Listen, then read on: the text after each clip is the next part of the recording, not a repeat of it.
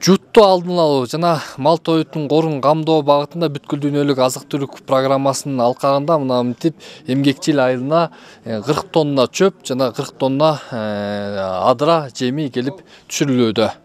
Деген мал деген мун жейт, сонун эле жейт. Айылына түшкөн чөптү көрүп сүйүнгөн Орозобек Элтуйбасов өткөн жылы кургакчылыктын кесепетинен тоютту аз камдап калгандардын бири.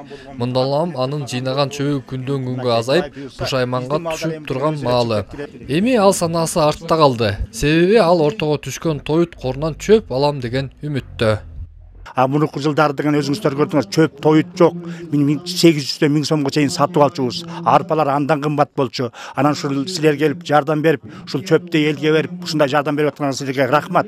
Мына ушул элеттиктерди кубанткан бул аракет Бириккен Улуттар Уюмунун дүйнөлүк азык-түлүк программасы тарабынан жүзөгө ашырылууда. Пилоттук болуп башталган бул долбоордун негизги максаты климаттык шарты катаал аймактарда 4 түлүк асырагандарга тоюттан көмөк көргөзүп, өзгөчө кырдаал учуруна айлампа тоют корун камдоо болуп саналат.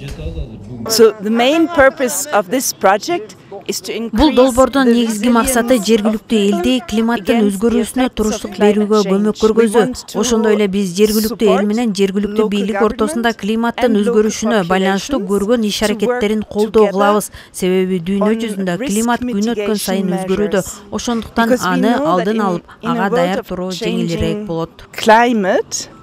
Ал эми түшүрүлгөн тоюттар атайын кампаларда кор катары сакталып турат. Ал кандайдыр бир өзгөчө кырдаал катталган учурларда же тоют тартыштыгы болгон мезгилдерде жарандардын социалдык абалына карабастан таратылып берилет. Жут болгон учурда, өзгөчө кырдаалдар болгон учурда улутуна, статусуна, башка өзгөчөлүктөрүнө карабай туруп, жабыр тарткан жарандарга, жабыр тарткан үй бүлөлөрдүн ушу чарбасы үчүн ошол чөптөр, жемдер комиссиянын чечими менен бөлүнүп берилет.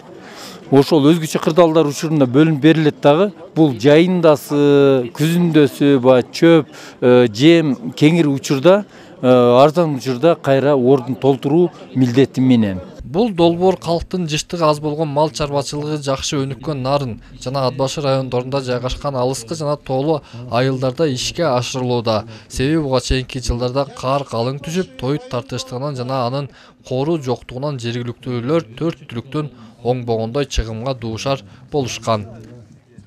Эсенбек Сталбек уулу, Жеңиш Абдуллаев, жаңылыктар, Нарын району.